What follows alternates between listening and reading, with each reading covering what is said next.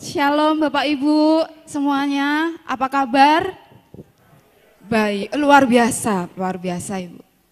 Kembali lagi saya berdiri di sini bukan untuk berkhotbah, tapi kita sama-sama belajar mencerna firman Tuhan di pagi hari ini Bapak Ibu. Tema bulan September ini membahas tentang upgrade gitu. Setiap manusia itu sangat penting ya Bapak Ibu untuk mengupgrade dirinya sendiri gitu. Karena tanpa kita belajar untuk mengupgrade diri kita, kita akan stagnan kayak gitu. Karena Tuhan tidak mau kalau kita menjadi anak yang stagnan dan yang nggak mau belajar mengupgrade diri gitu dalam pengenalan kita kepada Tuhan. Karena itu penting sekali, karena kehidupan kita sehari-hari penuh dengan ketidakpastian.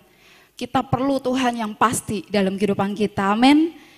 Sama seperti smartphone kita, Bapak Ibu punya smartphone, kita nggak bisa mengupdate semua aplikasi yang ada di layar HP kita kalau tidak terhubung dengan internet. Betul? Kalau nggak ada kuotanya pasti nggak bisa kita mengupgrade gitu kan, nggak bisa mengupdate. So untuk kita dapat mengalami upgrade juga dalam kehidupan kita, untuk kita bisa naik level, nggak stagnan, kita harus juga tetap terhubung sama sumbernya. Yaitu siapa sumber kita? Tuhan Yesus. Terima kasih Ibu. Kita tetap harus terhubung sama sumbernya, yaitu Tuhan. Tanpa kita terhubung sama sumbernya, kehidupan kita seperti kayak flat. Mau kemana ya arahnya? Mau kemana ya tujuannya? Tanpa ada hubungan yang dibangun secara intim, secara melekat dengan Tuhan, kita akan sulit mengalami yang namanya upgrade Bapak Ibu. Sulit yang namanya kita mendalami kasih Tuhan di dalam kehidupan kita. Bagaimana sih cara membenahi hidup untuk siap selalu mengupgrade dan mengupdate diri kita dalam segala hal? Untuk itu tema di pagi hari ini saya beri judul Stay Connected to God. Ya. Minggu lalu saya sharing di Youth Impact tentang Closer to God. Bagaimana kita belajar untuk mendekat kepada Tuhan. Bagaimana kehidupan kita tanpa adanya mendekat sama Tuhan, hidup kita nggak ada arahnya sama sekali. Untuk itu ketika kita belajar mendekat sama Tuhan, otomatis kita terhubung sama Tuhan. Ini mungkin serinya juga ya, Stay Connected to God. Dalam pendekatan kita sama Tuhan menjadi menghasilkan hubungan sama Tuhan, yaitu stay connected to God. So, di 2 Petrus 3 ayat 18 berfirman, tetapi bertumbuhlah dalam kasih karunia dan dalam pengenalan akan Tuhan dan juru selamat kita Yesus Kristus, baginya kemuliaan sekarang dan sampai selama-lamanya. Kata bertumbuhlah dan dalam kasih karunia dan pengenalan akan Tuhan itu enggak akan terjadi tanpa kita mengawali dengan yang namanya hubungan sama Tuhan Bapak Ibu. Pertumbuhan dan pengenalan kita kepada Tuhan tidak akan terjadi kalau kita tidak mau belajar untuk tetap terhubung dengan Tuhan. Karena awal dari pertumbuhan dan pengenalan selalu diawali dengan yang namanya hubungan Bapak Ibu. Enggak mungkin Bapak Ibu sama suami sama istri kenal langsung jrek kayak gitu. Pasti diawali dengan yang namanya pendekatan dulu, pengenalan dulu, baru adanya hubungan yang melekat, hubungan yang begitu intim. Untuk terhubung dengan Tuhan, kita perlu lebih mengasihi Tuhan, belajar lebih banyak tentang Tuhan dan lebih hidup seperti yang Tuhan inginkan. Untuk terhubung dengan Tuhan, kita perlu lebih mengasihi Tuhan, belajar lebih banyak tentang Tuhan, dan lebih hidup seperti yang Tuhan inginkan. Kita nggak bisa bilang bahwa kita mengasihi Tuhan kalau kita nggak mengasihi sesama kita.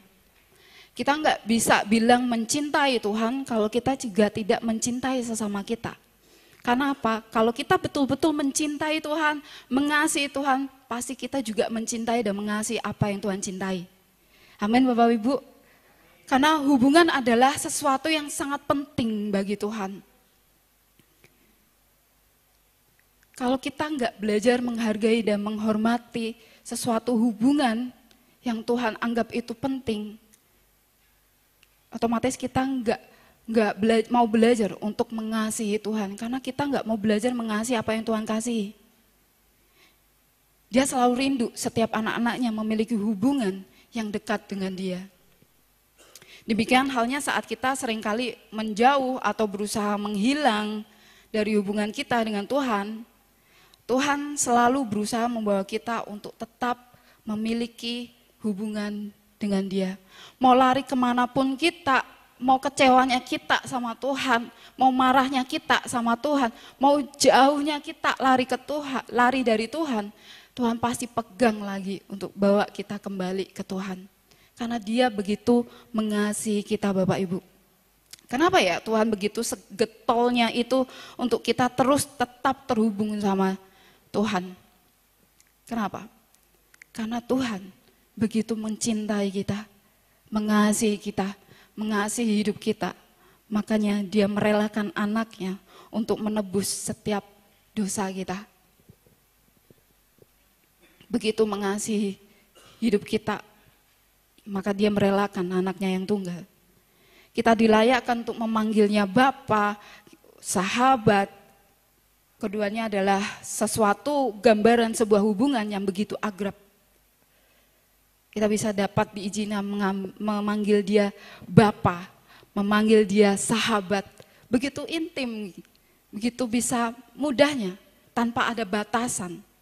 Untuk kita bisa mendekat dan terhubung sama Bapa. Saya teringat tentang kisahnya anak yang hilang. Bapak Ibu tahu kisahnya anak yang hilang dapat menjadi gambaran tentang kesetiaan Tuhan kepada kita.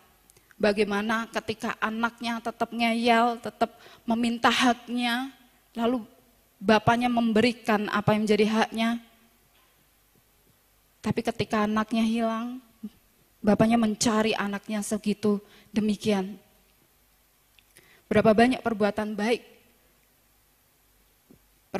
kita, dosa-dosa kita, tapi Tuhan tetap menerima kehidupan kita, Bapak Ibu. Sebagai Bapa, dia memandang pentingnya sebuah hubungan untuk dipertahankan. Makanya mau lari kemanapun, Tuhan tetap memegang hidup kita untuk kita tetap kembali ke dalam kasih-Nya Tuhan. Tuhan Yesus mengasihi kita, dia ingin selalu berhubungan dengan kita. Sampai dia rela mati di kayu salib untuk menebus dosa-dosa kita supaya kita dapat hidup dalam hubungan bersama Tuhan. Kita mungkin telah mendengarkan banyak khotbah ya Bapak Ibu setiap minggu atau di YouTube, di radio kayak gitu. Dan meskipun kita mungkin tidak dapat mengingat semua khotbah-khotbah yang disampaikan, tapi otomatis pasti kita beberapa masuk ya dalam memori kita gitu. Tapi kalau hanya sekedar informasi yang lewat, tapi nggak tertanam dalam hati kita, firman itu tidak akan mengubahkan kehidupan kita Bapak Ibu. Firman itu hanya sekedar informasi yang lewat dan hanya didengar tapi nggak tertanam dalam hati kita. Tanpa kita belajar mendekat dan melekat pada pribadinya, pertumbuhan, bahkan perubahan itu tidak akan terjadi. Khotbah yang bagus yang memberkati kehidupan kita itu bukan jaminan untuk mengubahkan kehidupan kita. Tapi kalau kita tidak benar-benar belajar untuk tetap terhubung dengan Tuhan, itu akan hanya sebagai informasi yang lewat. Dan setelah pulang dari sini, ya nggak dapat apa-apa gitu. Karena hanya sebatas informasi aja. Makanya dibilang di Dietrich Bonhoeffer, saya suka sekali dengan kata-kata ini. Satu langkah ketaatan lebih berharga dari mendengarkan 100 khotbah. Satu langkah ketaatan lebih berharga dari mendengarkan 100 khotbah.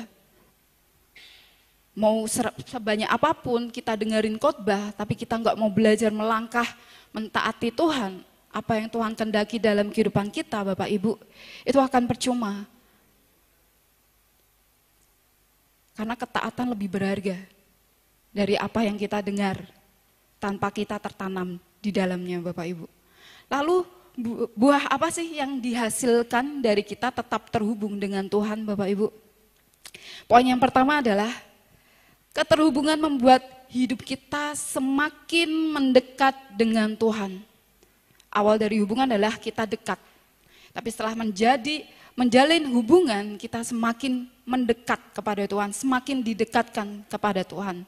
Yaitu di Yakobus 4 ayat 8, mendekatlah kepada Allah dan Ia akan mendekat kepadamu. Tahirkanlah tanganmu, hai kamu orang-orang berdosa, dan sucikanlah hatimu, hai kamu yang mendua hati. Ayat ini mengajak kita untuk makin hari makin bertumbuh dewasa dalam iman melalui kedekatan kita kepada Tuhan. Iman yang dewasa adalah iman yang teguh, berpegang pada kebenaran di dalam firman-Nya Tuhan, di dalam kasih-Nya Tuhan, dan bertumbuh dalam segala hal ke arah Kristus yang adalah kepala atau teladan kehidupan kita, Bapak Ibu. Tanpa kita mau belajar merenungkan firman-Nya Tuhan, tanpa kita menghidupi firman-Nya Tuhan, kita nggak akan pernah belajar yang namanya hidup mengenal dan terhubung sama Tuhan. Karena itu pondasi awalnya, Bapak Ibu. Ketika kita berkata bahwa kita mengasihi Tuhan, tentunya kita ingin menjalin keakraban sesering mungkin dengan Tuhan pastinya. Karena keterhubungan dengan Sang Sumber kebenaran akan membuat kita semakin mengasihi Tuhan. Semakin ingin belajar banyak dari Tuhan dan semakin ingin hidup sama seperti yang Ia kehendaki bagi kita. Sama seperti lagu tadi yang terakhir, ubah hatiku seputih seperti Tuhan, seturut dengan kehendaknya Tuhan, mata seperti matanya Tuhan, hati seperti hatinya Tuhan. Betul?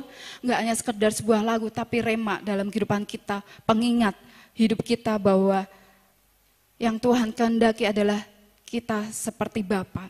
Karena kita anaknya. Kalau kita anaknya, kalau enggak serupa dengan bapaknya aneh. Ya kan? Kalau Bapak Ibu punya anak, pasti anaknya mirip antara atau mamahnya atau ibunya pasti. Karakternya, sifatnya, ya, mukanya pasti plek kayak gitu kan. Kayak bebe, kayak mamahnya mirip ya sama. Ya kan? Kayak gitu. Pasti ada setengah-setengah, pasti dari papahnya, dari mamahnya gitu. Sama seperti kita anaknya Tuhan. Pasti kita harus memiliki kemiripan, serupa seperti Bapa kita. Apa itu? Karakternya, karakter Kristus yang harus kita miliki. Sama seperti Kristus. Saya teringat tentang Ezra. Saya belajar dari keteladanannya hidup Ezra, Bapak Ibu. Saya teringat, Ezra hidup pada masa pembuangan pada saat itu di Babel. Masa pembuangan adalah masa yang paling sukar, terpuruk, masa yang penuh penderitaan, air mata, masa yang penuh dengan penolakan dan lain sebagainya bagi bangsa Yehuda pada saat itu. Tetapi Ezra sekalipun ia hidup pada masa yang sangat sukar, masa yang sangat berat, tapi dia senantiasa mencari Tuhan untuk tetap terhubung dan mendekat kepada Tuhan, Bapak Ibu. Karena Ezra senang mendekatkan diri kepada Tuhan. Sama halnya kita pada hal yang membuat kita tertekan, dalam hal membuat kita khawatir, cemas dengan kehidupan yang tidak pasti ini. Kita harus sadar bahwa kita tahu larinya ke siapa yang memiliki kepastian hidup kita, yaitu Tuhan, Bapak Ibu. Seperti Ezra 7 ayat 10 dibilang, sebab Ezra telah bertekad untuk meneliti Taurat Tuhan dan melakukannya serta mengajar ketetapan dan peraturan di antara orang Israel. Ezra sangat suka belajar dan berusaha mendalami isi hatinya Tuhan. Dia mencari apa yang Tuhan mau, dia mencari isi hatinya Tuhan dalam kehidupan Ezra. Kemauan Tuhan dari setiap firman, dia cari. Apa sih maunya Tuhan dalam hidupku di masa sukar ini? Kadang sebagai manusia di masa sukar kehidupan kita, kekhawatiran kita, hal apapun itu, Kadang kita terfokus dengan masalah kita. Kadang kita terfokus dengan titik pusat permasalahan kita. Tanpa mencari sumber yang memiliki solusi dalam kehidupan kita. Ezra, dia mencari, dia bertekad bulat untuk mencari Tuhan di masa kesukarannya. Ezra tidak mengajari atau menghakimi orang lebih dulu. Tapi Ezra mengupgrade dirinya, kedekatannya, kualitas dirinya, dan hubungannya dengan Tuhan melalui tekun belajar firman Tuhan. Kita pun sebagai orang percaya yang katanya percaya juga, ya gitu. Kita pun harus demikian menghubungkan diri kita dengan cara mempelajari, merenungkan, dan melakukan. Kadang saya sebagai anak muda ya, aduh bangun pagi rasanya berat sekali ya. Tapi bagaimana kita belajar untuk melatih tubuh kita, untuk kita datang kepada pribadinya. Karena setiap hari kita akan menemukan sesuatu yang membuat kita akan semakin jauh dari kasih karunia Tuhan. Kalau kita nggak belajar menggantungkan hidup kita kepada Tuhan, kita akan semakin hilang. Kalau anak muda sekarang dibilang ibu, healing, lama-lama hilang. Gitu kan. Aduh hari ini aku mau healing, udah capek. Aduh frustasi sama kerjaan, banyak masalah, aku mau healing. Healing tanpa Tuhan akan hilang. Healing tanpa Tuhan, kita akan hilang. Kalau bahasa anak sekarang, healing, tapi tanpa Tuhan, itu akan hilang. Ketika ada sesuatu yang mencekam dalam kehidupan kita, seperti Ezra waktu di masa pembuangan itu, hal yang gak mudah, hal yang penuh dengan air mata. Kayak kita udah berdoa ya sama Tuhan, tapi gak ada jawaban sama sekali. Mungkin bukan situasinya yang Tuhan mau ubahkan lebih dulu. Tapi hati kita yang mau diubahkan Tuhan lebih dulu. Cara pandang kita ke Tuhan. Cara kita berkata sama Tuhan. Hati kita.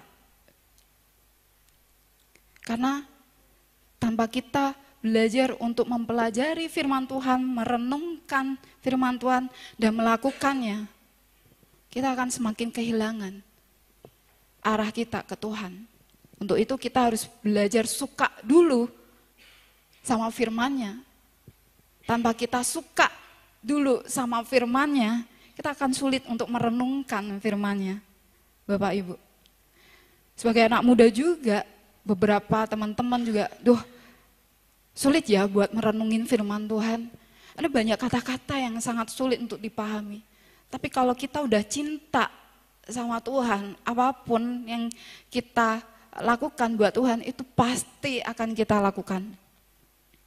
Mau seberat apapun, sesukar apapun itu.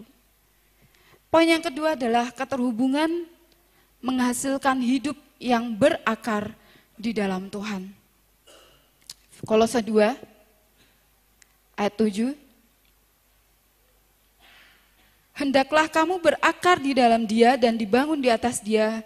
Hendaklah kamu bertambah teguh dalam iman yang telah diajarkan kepadamu dan hendaklah hatimu melimpah dengan syukur. Tanpa hidup yang berakar di dalamnya Tuhan, kita akan mudah digoyahkan dengan arus-arus dunia, Bapak Ibu. Yang awal tadi, keterhubungan membuat kita semakin mendekat pada pribadinya. Dan kedekatan itu menghasilkan akar yang kuat untuk kita percaya, akar yang mendalam, akar yang dalam untuk kita tidak goyah dengan hal-hal yang membuat kita frustasi. Semakin hari kita lihat berita, tontonan di TV makin mengerikan gitu. Itu membuat otomatis pikiran kita, hati kita kayak terganggu gitu dengan berita-berita yang ada. Tapi ketika kita berakar di dalam Tuhan, hal apapun itu yang terjadi, kita semakin kuat sama Tuhan, semakin mendekat sama Tuhan. Bisa tampilkan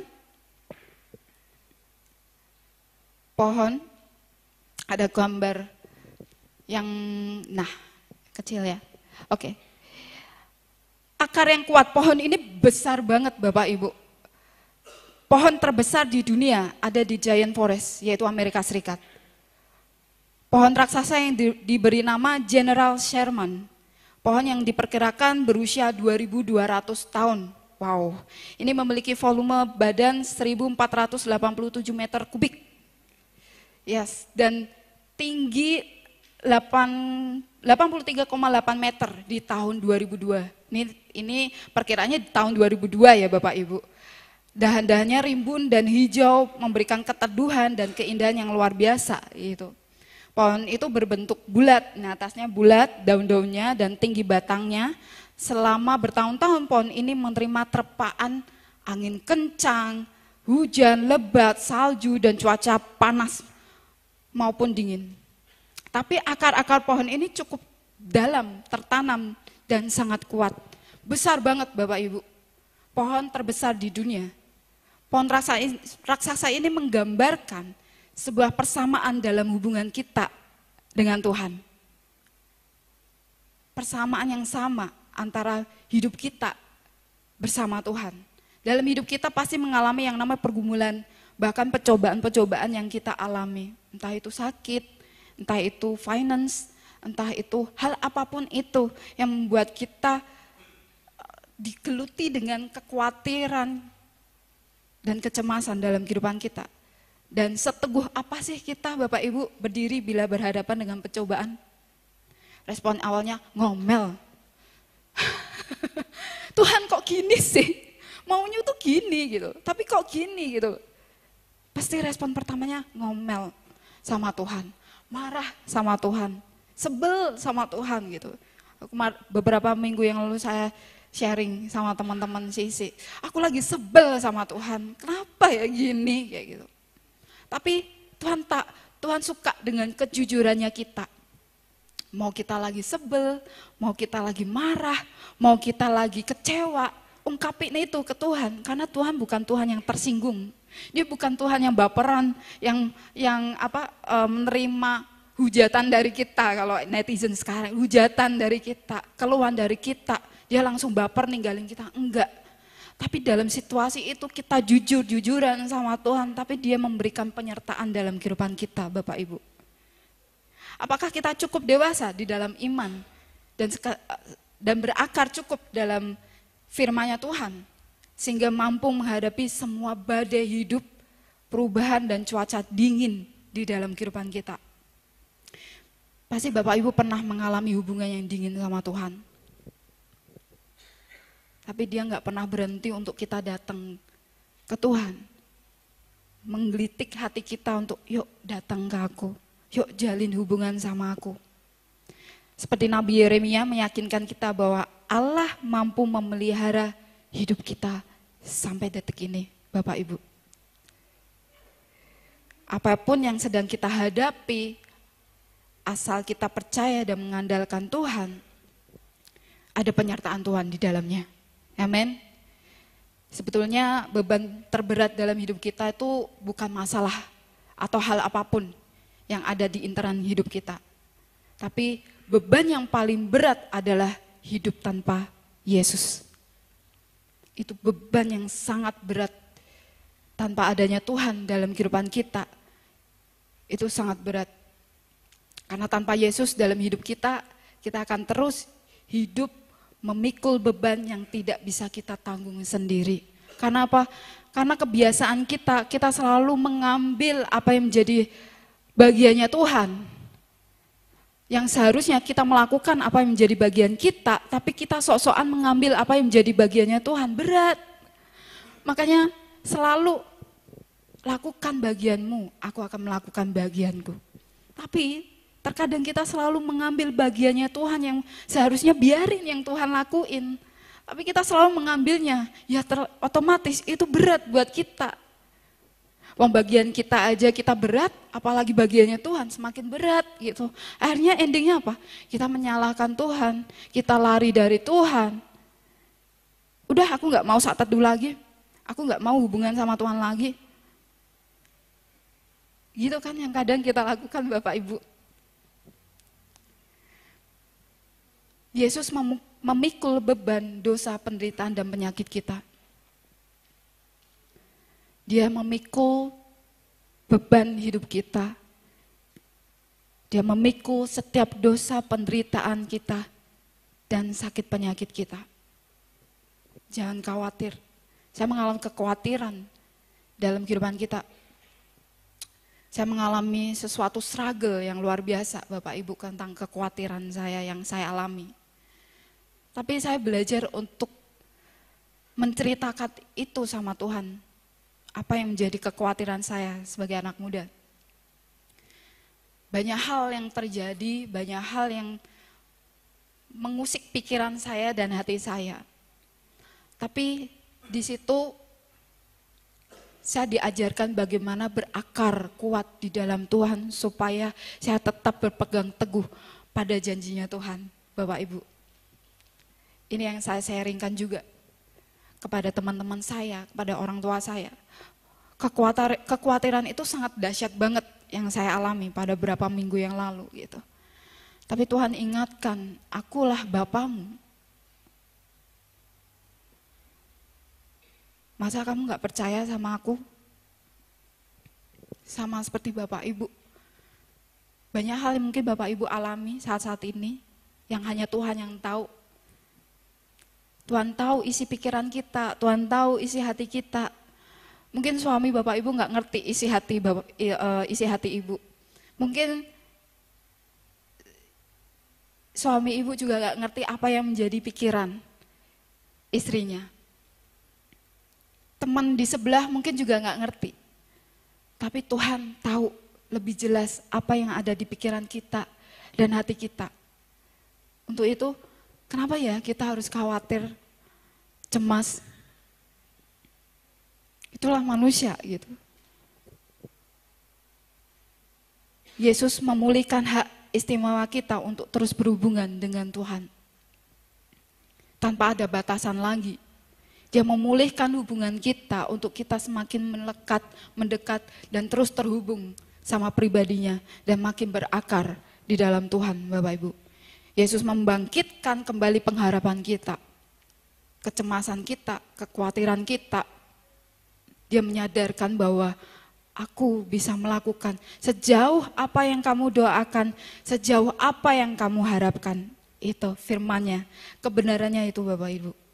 Hampiri Tuhan dan percayakan kepadanya segala keletihan kita, beban berat kita, dan sebagai gantinya ambillah semua yang dari Tuhan, yaitu kebaikannya, kesabarannya, dan kekuatannya Tuhan. Yang perlu kita perlukan adalah bahwa berkat yang mengandalkan Tuhan dan percaya kepadanya itu bukan semata-mata hal-hal jasmani atau materi. Tuhan lebih peduli dengan iman kita, kerohanian kita. Dia lebih rindu untuk selalu terhubung dengan anak-anaknya. Belajar untuk terus terhubung sama pribadinya karena dia lebih rindu untuk membangun hubungan sama kita.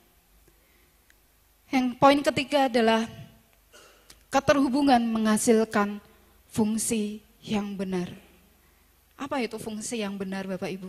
Yang pertama, kita mengalami kedekatan sama Tuhan, semakin dekat sama Tuhan. Yang kedua, kita bisa semakin mengakar karena kedekatan itu. Dan akar yang kuat itu membuat menghasilkan kita tahu fungsi yang benar di dalam Tuhan kita itu seperti apa.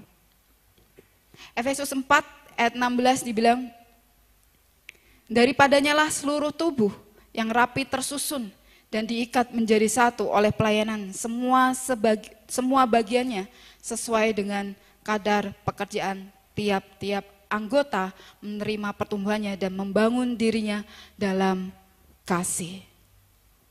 Salah satu gambaran yang paling umum tentang gereja dalam Alkitab adalah tubuh Kristus. Kita adalah tubuh di mana Kristus adalah kepalanya. Betul Bapak Ibu? Kita adalah anggota tubuh yang seharusnya terkoneksi, terhubung sama Bapa kita, yaitu kepala keteladanan hidup kita Bapak Ibu. Sebagaimana Yesus pada waktu keberadaannya sebagai manusia berjalan berkeliling melakukan perbuatan-perbuatan yang besar, demikian juga seharusnya kita terhubung dengan sang kepala, yaitu Tuhan. juga melakukan perbuatan-perbuatan yang serupa. Yang tadi bilang anaknya harus serupa sama bapaknya. Seperti gambarannya Tuhan. Serupa, kita adalah tubuh Kristus. Semua itu akan berfungsi dengan baik ketika setiap anggota tubuh tersebut menempel pada posisinya masing-masing pada tubuh utamanya, yaitu Tuhan kita. Bayangkan apabila ada anggota tubuh yang tidak menempel sebagaimana seharusnya, maka sudah pasti bagian tersebut bukan saja tidak berfungsi, bahkan akan menjadi mati. Tidak semua dipanggil menjadi pembicara. Tidak semua dipanggil menjadi worship leader. Tidak semua dipanggil menjadi usher mungkin. Tidak semua dipanggil menjadi pelayan Tuhan yang mungkin ada di benak Bapak Ibu. Tapi kita semua dipanggil untuk berbicara kebenarannya Tuhan. Amin. Enggak semua dipanggil untuk menjadi pembicara. Enggak semua dipanggil untuk berbicara di atas mimbar. Enggak semua dipanggil untuk menjadi pemain musik, enggak. Tapi kebenarannya kita semua dipanggil untuk berbicara kebenarannya Tuhan. Karena sumber ketenangan dalam hidup kita bukanlah dari apa yang kita miliki, tetapi karena siapa yang kita miliki, Bapak Ibu. Sumber ketenangan dalam hidup kita bukanlah dari apa yang kita miliki, tetapi karena siapa yang kita miliki. Saya percaya kehidupan kita tanpa kita menyerahkan kehidupan sepenuhnya total sama Tuhan, kita akan mengalami yang namanya arahan yang salah. Kita tidak terkoneksi secara benar di dalam Tuhan. Karena hubungan itu membuat kita semakin tahu fungsi kita di dalam Tuhan itu apa. Oh, saya melayani untuk siapa? Saya melayani untuk Tuhan. Bukan untuk diri kita, bukan untuk gembala kita, tapi kita melayani untuk Tuhan yang memberikan talenta dalam kehidupan kita untuk semakin bertumbuh dan melekat. Pengenalan kita semakin kuat di dalam Tuhan. Bapak Ibu pernah melihat burung Raja Wali?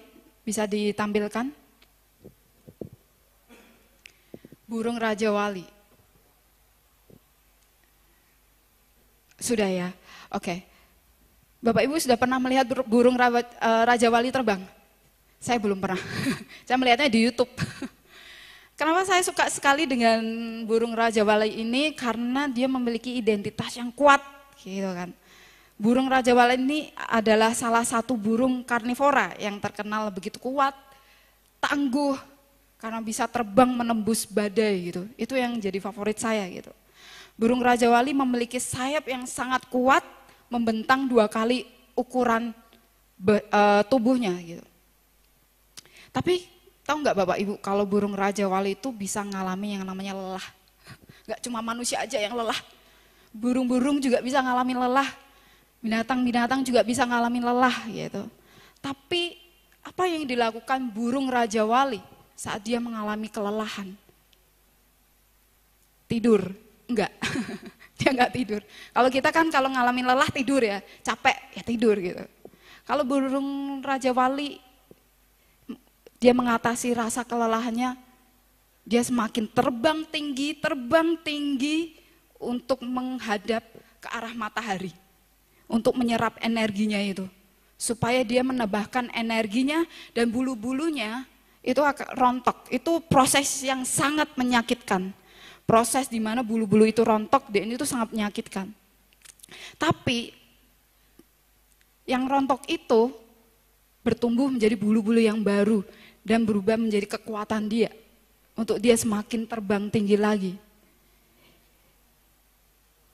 Ketika saya menghadapi kekhawatiran saya, mendapatkan ilustrasi ini menjadi suatu peneguhan dalam kehidupan pribadi saya, Bapak Ibu. Tuhan tahu kelelahan kita, Tuhan tahu keletihannya kita, keterbatasannya kita. Kalau burung Raja Wali saja tahu bagaimana mengatasi rasa kelelahannya mereka. Kita pun juga sebagai anak tahu cara mengatasi rasa lelah itu, yaitu kita mendekat sama pribadi dan sumbernya itu. Terhubung. Kalau Raja Wali itu mengatasi rasa lelahnya, dia terbang semakin tinggi untuk menghadap ke arah matahari untuk mendapatkan sinar dan menambah energinya supaya bulu-bulu itu rontok dan mengganti bulu yang baru, semakin diremajakan, semakin dikuatkan tenaga yang habis itu gitu. Sama halnya kita, ketika kita kehilangan, ketika kita salah arahan, ketika kita tidak lagi terkoneksi, terhubung sama Tuhan, kita tahu kemana kita harus lari, yaitu kepada sumbernya, yaitu Tuhan. Yang memberikan tenaga yang baru, memberikan hikmat yang baru, memberikan sesuatu yang baru untuk kita bisa melakukan dan melangkah lebih lagi dan terbang bersama Tuhan. Ilustrasi yang membuat saya semakin teguh tentang Raja Wali ini gitu. Awalnya saya nggak tahu gitu loh, kalau Raja Wali juga bisa lelah gitu kan. Tapi ternyata dia bisa lelah, dia punya dan dia bisa mengatasi rasa lelah itu dengan ada teknik-teknik tersendiri gitu. Dan proses untuk dia menghilangkan rasa lelah itu dan menggantikan energi yang baru, prosesnya juga nggak mudah. Proses yang menyakitkan saat bulu-bulu itu rontok, sakit gitu. So, saya bersyukur kita memiliki Bapa yang baik, bukannya sekedar Bapa yang baik, tapi Bapa yang mendidik kehidupan kita untuk kita terus terhubung. Gak hanya sekedar kita terhubung tapi kita didekatkan sama Tuhan. Semakin dekat, semakin melekat, dan semakin mengakar. Dan saat kita semakin mengakar, kita tahu fungsi yang benar di dalam Tuhan seperti apa. Jangan pernah merasa khawatir apapun yang Tuhan berikan dalam kehidupan kita. Seperti Dietrich Bonhoeffer tadi bilang bahwa ketaatan lebih berharga daripada kita mendengarkan beratus-ratus khotbah, beribu-ribu khotbah tanpa kita mentaati dan melakukan dan tertanam di dalamnya. Amin Bapak Ibu. Saya tutup dengan kata-kata ini lagi.